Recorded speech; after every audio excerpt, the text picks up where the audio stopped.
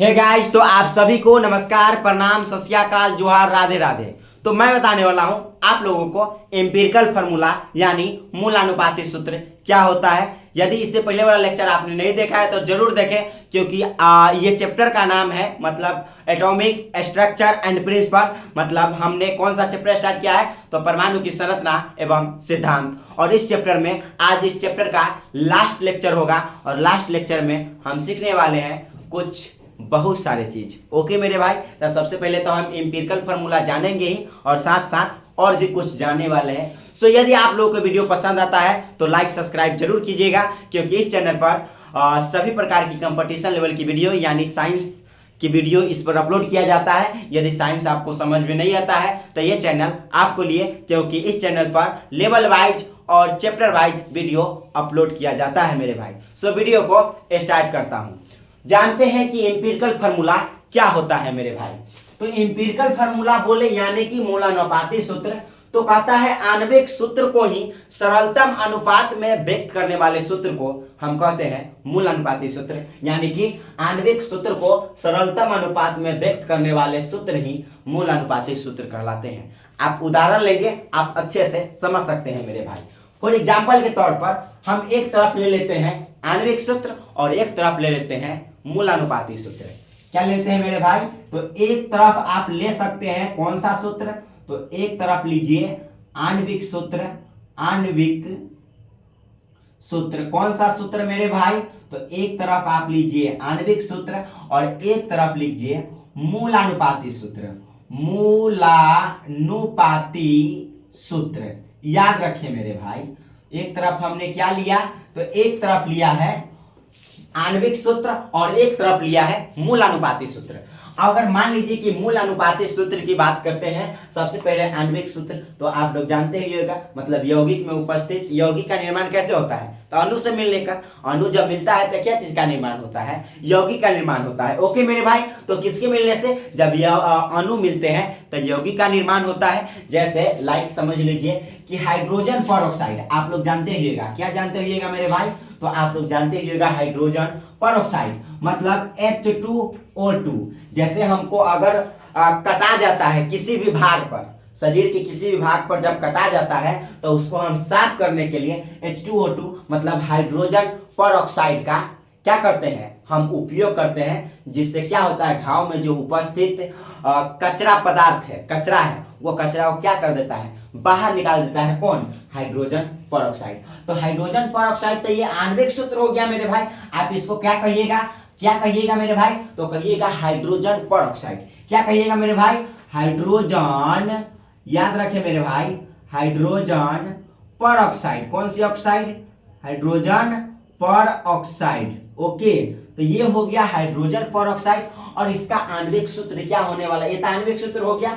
मूलानुपाती सूत्र क्या होगा मेरे भाई? तो मूलानुपाती सूत्र जो होने वाला है, क्योंकि दोनों में कॉमन क्या आ सकता है मेरे भाई, तो कॉमन इसमें दोनों में दो कॉमन आ सकता है, क्योंकि हाइड्रोजन के दो परमाणु और ऑक्सीजन के भी दो परमाणु मिला है तो हाइड्रोजन परऑक्साइड का निर्माण हुआ है। मतलब इसका सूत्र है H2O2 और इसका जब कॉमन लीजिएगा तो दो कॉमन है, तब फार्मूला क्या हो जाने वाला है यहाँ पर मेरे भाई? तो एम्पिरिकल फार्मूला जो इसका HO होगा, क्योंकि दो दो कॉमन है मेरे भाई। ओके, जब कॉमन ले लिए दो दो तो HO बच गया। लाइक आप समझ सकते हैं बेंजीन, और भी उदाहरण है। जैसे बेंजीन की बात करते हैं, बेंजीन बोले तो C6H6, इसको हम किस नाम से जानते हैं मेरे भाई? तो आप इसे बेंजीन के नाम से जानते हैं। याद रखें, किस नाम से जानते हैं? बेंजीन। बेंजीन बोले तो C6H6। ओके मेरे भाई, तो ये हो गया। अगर हम बोले कि इसका एम्पिरिकल फार्मूला यानी मूल अनुपाती सूत्र क्या होगा मेरे भाई? तो मूल अनुपाती सूत्र होने वाला है C6H6। तो ये आणविक सूत्र है, तो मूल अनुपाती सूत्र क्या हो जाएगा? 6 कॉमन आ जाएगा कि नहीं दोनों में, मतलब यहाँ भी 6 और यहाँ भी 6, मतलब कार्बन के 6 परमाणु, हाइड्रोजन के भी 6 परमाणु, यानी आप 6 आसानी से कॉमन ले सकते हैं। जब 6 कॉमन ले लीजिएगा तब बचेगा CH। क्या बचेगा मेरे भाई? CH। क्योंकि 6 हम कॉमन ले लिए तो 6 का काम खत्म, तब बच गया यहाँ पर CH। तो ये हो गया एम्पिरिकल फार्मूला। तो बेंजीन का एम्पिरिकल फार्मूला क्या हो गया? CH। और भी उदाहरण लेते हैं, जैसे हम जल की बात करते हैं, जल की बात करते हैं तो H2O क्या है मेरे भाई? तो H2O है जल। अब कहिएगा कि जल में तो कोई कॉमन नहीं है, कॉमन नहीं ना है मेरे भाई, जल में कोई भी कॉमन नहीं है। जैसे यहाँ H2 है लेकिन यहाँ पर तो O2 नहीं है कि कॉमन ले ले, यहाँ सिर्फ जल है, इसलिए जल का जो आणविक सूत्र है वो भी H2O होगा और एम्पिरिकल फार्मूला भी क्या होगा मेरे भाई, तो H2O होगा। याद रखिए, जिसका जो है जो सरलतम अनुपात में व्यक्त नहीं होगा, जो सरलतम अनुपात में व्यक्त नहीं होगा, किस अनुपात में, जो सरलतम अनुपात में व्यक्त नहीं होगा। क्या इसको H2O यानी जल को आप और अधिक तोड़ सकते हैं? अब तो इसमें कॉमन नहीं ना ले सकते हैं, कॉमन उसी को लेते हैं जो सभी में होता है, जो दोनों में होता है। ओके मेरे भाई, तो ये हो गया जल और इसका एम्पिरिकल फार्मूला भी यही रहेगा मेरे भाई। तो आप इस प्रकार से किसी मत आप और भी बात करते हैं, जैसे इथेन की बात करते हैं। इथेन ले लीजिए, इथेन ले लीजिए, चाहे आप लाइक प्रोपेन ले लीजिए। जैसे हम प्रोपेन के ही बात कर लेते हैं, प्रोपेन बोले था प्रोप मतलब कार्बन 3 को आप क्या बोलते हैं मेरे भाई, तो प्रोप बोलते हैं। याद रखें, तो ये हो गया, क्या हो गया मेरे भाई, तो प्रोप, यानी आप प्रोपेन के बात करते हैं, प्रोपेन। सपोज प्रोपेन बोले था C3H कितना हो जाएगा मेरे भाई, तो H8 हो जाएगा। ओके, तो ये हो गया प्रोपेन, यानी ये हो गया प्रोपेन का सूत्र, यानी प्रोपेन का क्या हो गया, फार्मूला हो गया, मॉलिक्यूलर फार्मूला यानी आणविक सूत्र हो गया। तो मेरे भाई, तो प्रोपेन निकालिएगा तो कैसे निकालिएगा इसका एम्पिरिकल फार्मूला, बताइए कि इसमें कोई कॉमन है क्या, इसमें कोई कॉमन नहीं है। C3H8 को आप दोनों में तक कुछ ना कुछ तक कॉमन होना चाहिए, कॉमन वही होता है जो दोनों में होता है। यहाँ 8 है, यहाँ 3 है, दोनों अलग अलग संख्या है, डिफरेंस है, जो कॉमन आने वाला ही नहीं है। इसलिए प्रोपेन का जो आणविक सूत्र है वो भी C3H8 होगा और मूलानुपाती सूत्र भी C3H8 ही होगा मेरे भाई। तो C3H8, तो इसको आप लोग जो है ध्यान रखें, क्या ध्यान रखें, C3H8 को, मतलब इसको भी एक क्वेश्चन पूछा जाता है मेरे भाई, एक न एक क्वेश्चन पूछ ही लेगा। लाइक आप बीपीएससी की तैयारी करते हैं, बीपीएससी ट्री यानी टीचर के एग्जाम की तैयारी करते हैं, या बीएसएससी की तैयारी करते हैं, या लाइक रेलवे एग्जाम की तैयारी करते हैं, तो एक क्वेश्चन यहां से आना तय है मेरे भाई। तो आप लोग इसे जरूर समझे, ठीक है मेरे भाई। और इसके ऊपर और भी कुछ सवाल आते हैं, उसके बात करते हैं। ओके मेरे भाई, तो इसको हम इरेज करते हैं और फिर पढ़ते हैं आगे। अगर मान लीजिए कभी कभी ये होता है कि हमको संबंध बताना होता है, रिलेशन बताना होता है, किसके किसके बीच मेरे भाई, तो कहेगा कि आणविक सूत्र तथा मूल अनुपाती सूत्र के बीच संबंध क्या है मेरे भाई। तो हम आप लिख सकते हैं आणविक सूत्र, कौन सा सूत्र, आणविक सूत्र, आणविक सूत्र एवं मूलानुपाती सूत्र, कौन सा सूत्र, मूलानुपाती सूत्र,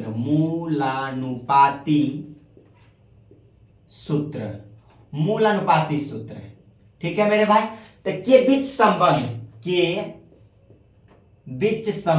कुछ तो संबंध होता होगा, के बीच संबंध। ओके मेरे भाई, किसके बीच संबंध की बात कर रहे हैं, तो किसके बीच संबंध की बात कर रहे हैं, आणविक सूत्र एवं मूलानुपाती सूत्र के बीच के संबंध, यानी relation between molecular formula and empirical formula. Okay मेरे भाई, यानी कि आप समझिए कि हमको कभी कभार क्या निकालना होता है कि आणविक सूत्र, तो आप कैसे निकालिएगा, आणविक सूत्र का निकालने का फार्मूला होता है मेरे भाई, याद रखिए आणविक सूत्र, कौन सा सूत्र, तो आणविक सूत्र निकालने का फार्मूला होता है मेरे भाई, वो फार्मूला होता है n इंटू मूलानुपाती सूत्र। याद रखें मेरे भाई, n इंटू मूलानुपाती सूत्र, कौन सा सूत्र, मूलानुपाती सूत्र।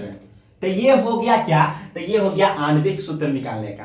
आणविक सूत्र बराबर क्या हो गया, फार्मूला बराबर क्या हो गया, n इंटू मूलानुपाती सूत्र, n इंटू मूलानुपाती सूत्र। कभी कभी क्या होगा, एक तो एक फार्मूला हो ही गया, और कभी कभी आपको दो चीजें पता रहेगा, आणविक सूत्र पता रहेगा, मूलानुपाती सूत्र पता रहेगा, तो आपको कहेगा कि n निकालिए। तो n कैसे निकालिएगा मेरे भाई, तो n निकालने के लिए क्या हो जाएगा फार्मूला, तो हो जाएगा आणविक सूत्र क्या हो जाएगा, तो लिख दीजिएगा यहाँ पर आणविक सूत्र। कौन सा सूत्र, तो आणविक सूत्र। कौन सा सूत्र लिखिएगा मेरे भाई, आणविक सूत्र। और बटा में क्या कर लीजिएगा मेरे भाई, तो मूलानुपाती सूत्र,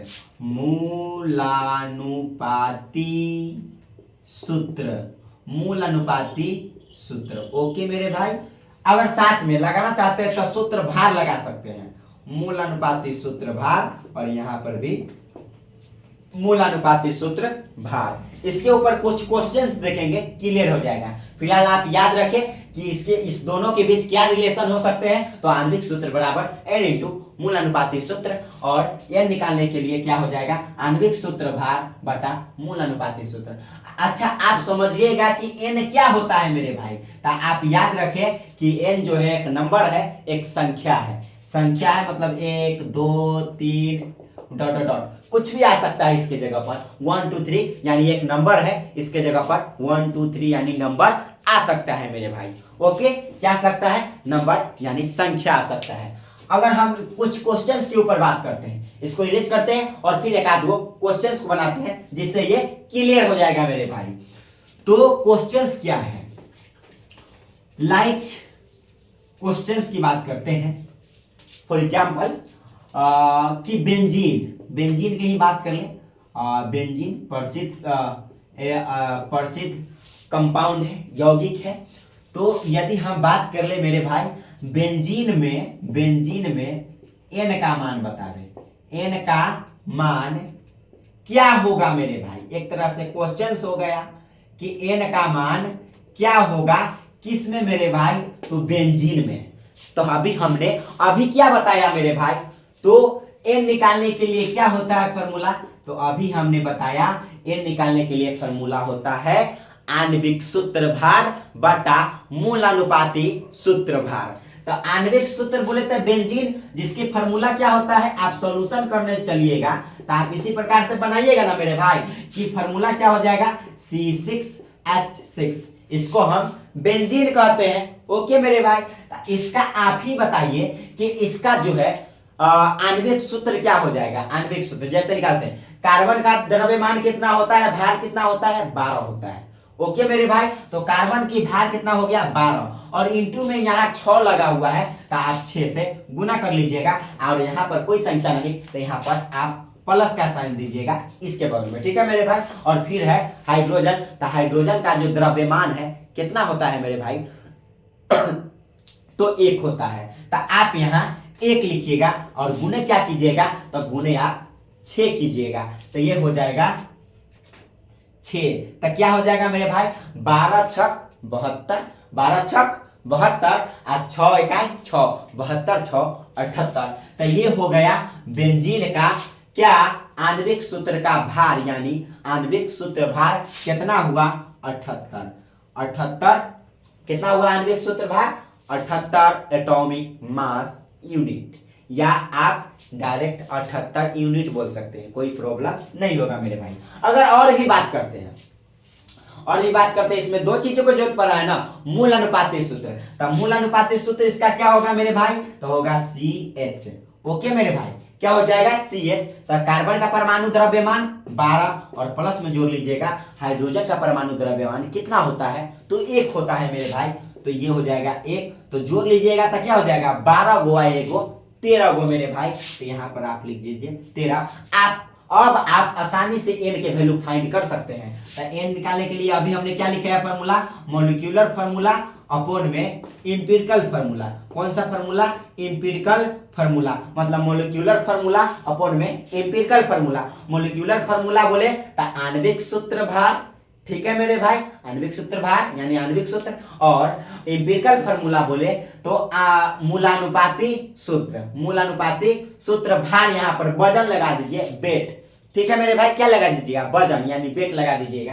तो आप ही बताइए, तो इसका जो हमने n निकालने के लिए भी फॉर्मूला लिखा है ना, कि मॉलिक्यूलर फॉर्मूला का वेट होना चाहिए और बटा में इंपिरिकल फॉर्मूला का वेट होना चाहिए। इसमें वेट भी लगा सकते हैं आप, वेट मतलब भार समझ सकते हैं, वेट मतलब क्या होता है, भार समझ सकते हैं, वेट मतलब भार, यानी कि नहीं तो आप मास लगा दीजिए। मास तो आप आसानी से समझ जाइएगा ना, मास ओके मेरे भाई, मतलब मोलिक्यूलर फार्मूला मास बटा में एम्पिरिकल फार्मूला मास।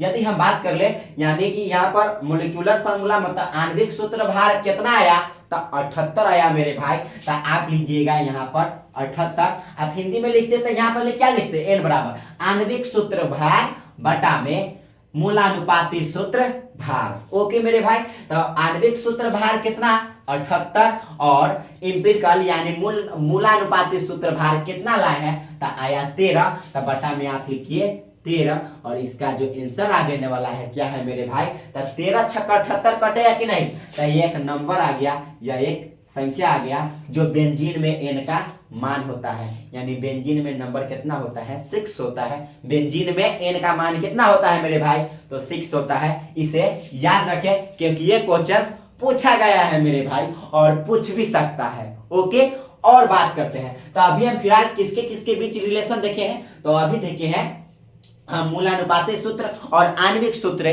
के बीच रिलेशन देखे हैं। फिर आगे चलते हैं मेरे भाई, अगर हम इसको इरेज करते हैं और आगे बताते हैं। Please wait 1 minute. ओके, तो हम अब बात करते हैं किसके बीच, तो हम बात करते हैं relation between atomic mass and vapour density, यानी आणविक द्रव्यमान एवं वाष्प घनत्व में क्या जो है रिलेशन होता है। ओके मेरे भाई, तो हम लिखते हैं सीखते हैं किसके बारे में सीखते हैं, तो हम सीखते हैं आणविक सूत्र, आणविक द्रव्यमान। क्या मेरे भाई, आणविक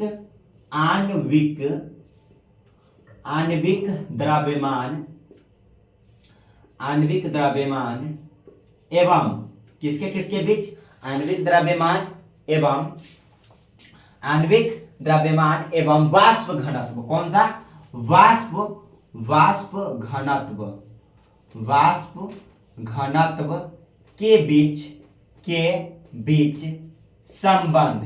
किसके बीच संबंध देखने वाले हैं मेरे भाई, तो हम संबंध देखने वाले हैं आणविक द्रव्यमान एवं वाष्प घनत्व के बीच क्या संबंध होता है। तो आप ये समझ लीजिए कि अगर आपको निकालना हो आणविक द्रव्यमान तो कैसे निकालिएगा। सपोज मान लीजिए कि आपको निकालना है, अब आपको वाष्प घनत्व पता है, तो आप आणविक द्रव्यमान को आप कैसे निकालिएगा, कैसे फाइंड कीजिएगा मेरे भाई। तो आप लिखिए आणविक द्रव्यमान, कौन सा द्रव्यमान, आणविक द्रव्यमान बराबर जो फॉर्मूला होता है मेरे भाई वह हो जाता है 2 इंटू वाष्प घनत्व। याद रखें 2 इंटू वाष्प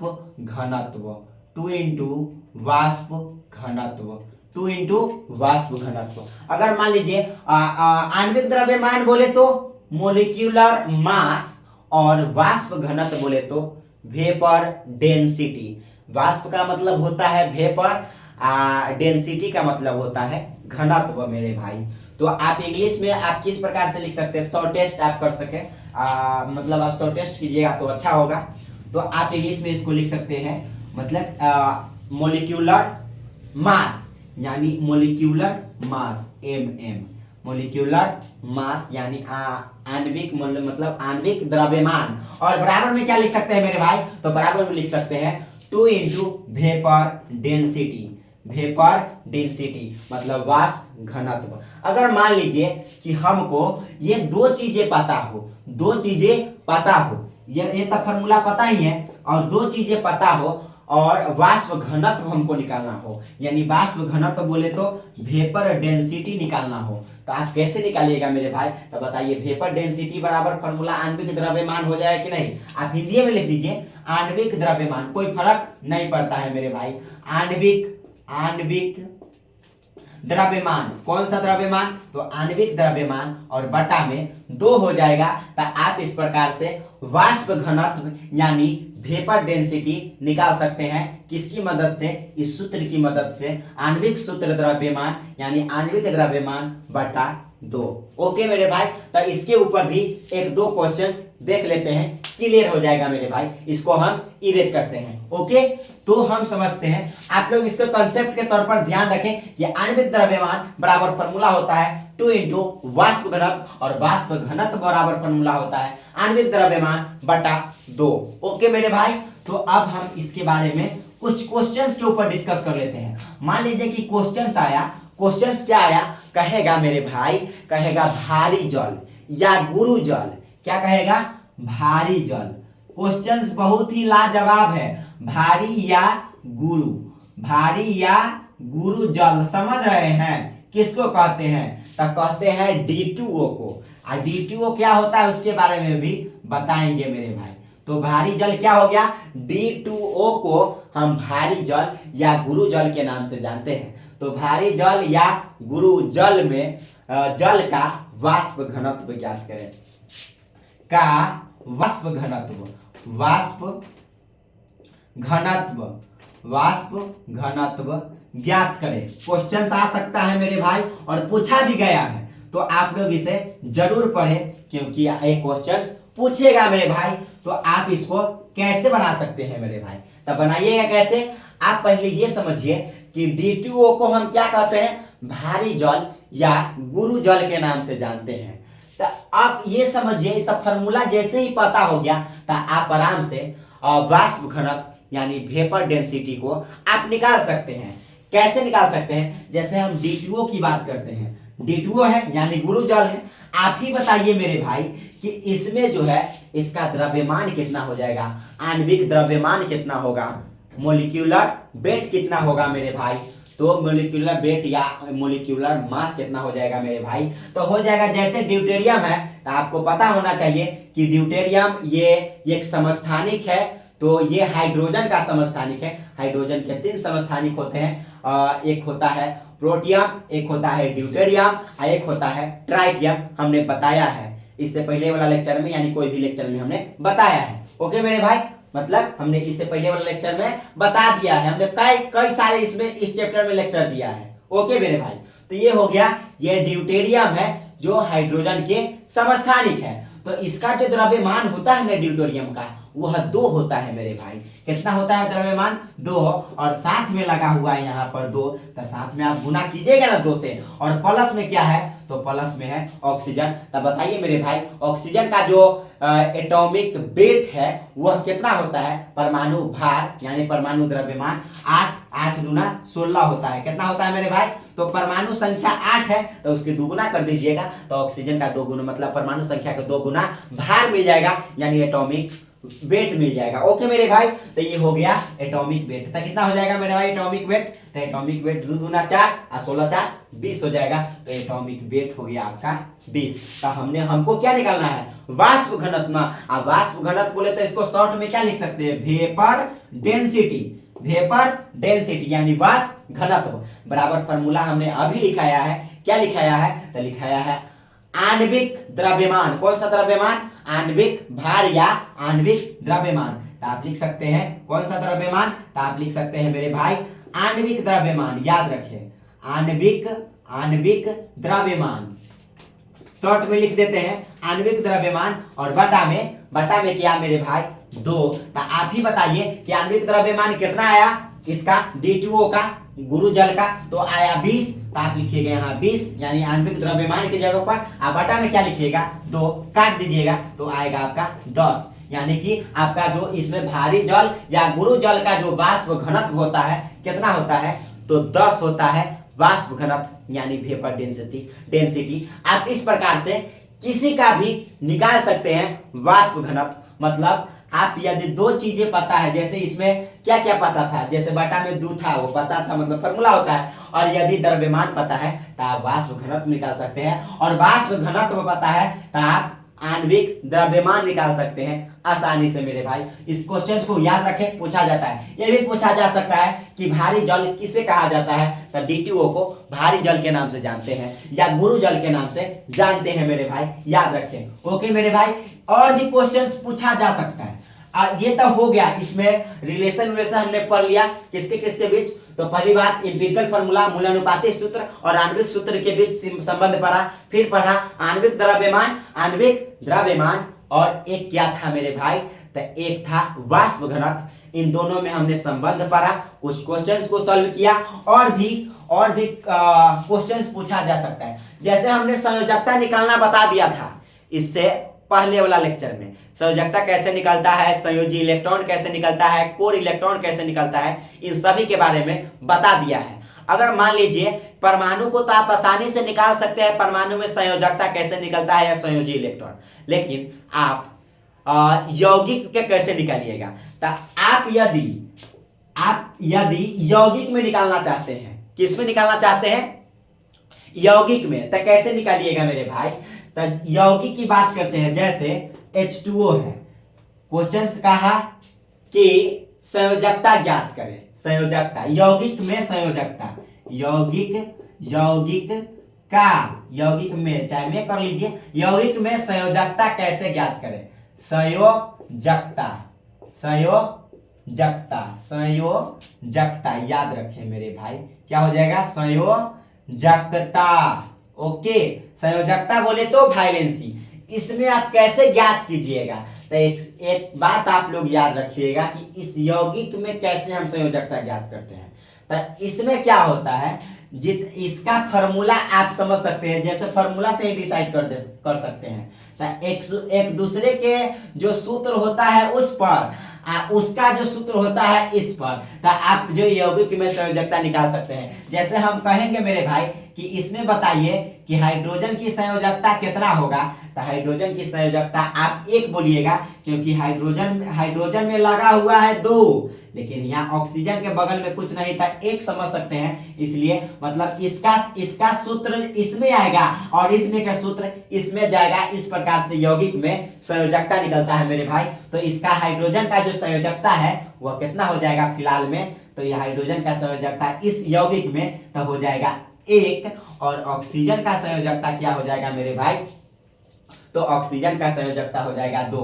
कहे ना कि इस पर के इसमें इसमें के इसमें आता है, तो ऑक्सीजन का संयोजकता कितना हो जाएगा, तो 2 हो जाएगा मेरे भाई। और भी निकाल सकते हैं, जैसे हम कहते हैं कि आप अमोनिया लीजिए, NH3 लीजिए, क्या लीजिए मेरे भाई, NH3 लीजिए। आप ही बताइए कि इसमें नाइट्रोजन की संयोजकता क्या हो जाने वाला है मेरे भाई।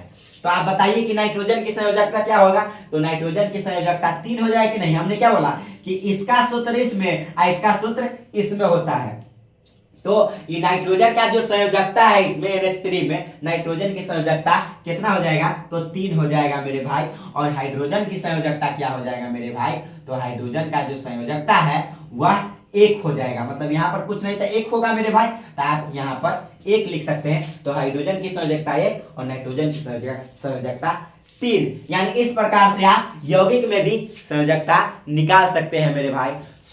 ये वीडियो कैसा लगा आप लोग कमेंट बॉक्स में जरूर बताएं। तो ये फाइनली यह चैप्टर अच्छे से समाप्त हुआ और फिर मिलेंगे आप लोगों के बीच न्यू चैप्टर लेकर। जब तक के लिए आप सभी को bye bye, take care to all of you.